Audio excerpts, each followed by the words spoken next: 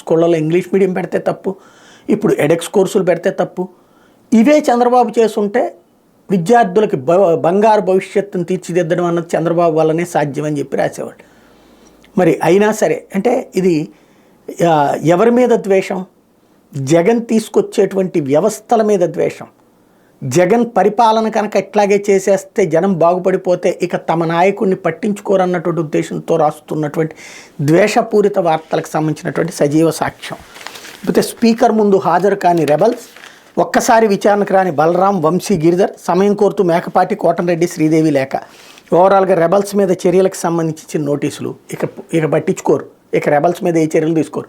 తెలుగుదేశం నుంచి వైసీపీలోకి వెళ్ళిన వాళ్ళ మీద చర్య తీసుకోరు, వైసీపీ నుంచి తెలుగుదేశంలోకి వెళ్ళిన వాళ్ళ మీద చర్య తీసుకోరు. ఎందుకంటే రాజ్యసభ ఎన్నికల్ని దృష్టిలో పెట్టుకునినే రెబల్స్కి నోటీసులు ఈ కథ అంతా నడిపింది. గంటా శ్రీనివాసరావు రాజీనామా ఆమోదం కూడా ఇది ఓపెన్గా మాట్లాడుకోవాలి.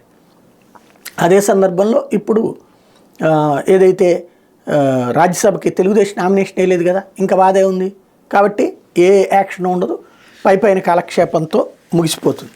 లేకపోతే సీఎం కుర్చీలో మంత్రి అమర్నాథ్ అంటూ సామాజిక మాధ్యమాల్లో వైరల్ అవుతున్న ఫోటో. సీఎం జగన్ కూర్చునే కుర్చీలో మంత్రి గుడివాడ అమర్నాథ్ కూర్చున్నట్టు ప్రచారం కావడం చర్చనీయాంశంగా బుధవారం రాష్ట్ర సచివాలయంలో ఉన్న ముఖ్యమంత్రి కార్యాలయం సీఎం సమావేశ మందిరం నుంచి వర్చువల్ విధానంలో అమర్నాథ్ 8 ప్రాజెక్టులకు శంకుస్థాపన ప్రారంభోత్సవాలు చేశారు. ఈ కార్యక్రమం ఆయన సీఎం కుర్చీలో కూర్చున్నట్టు ఫోటోలు, వీడియోలు సామాజిక మాధ్యమాల్లో వైరల్ అయ్యాయి.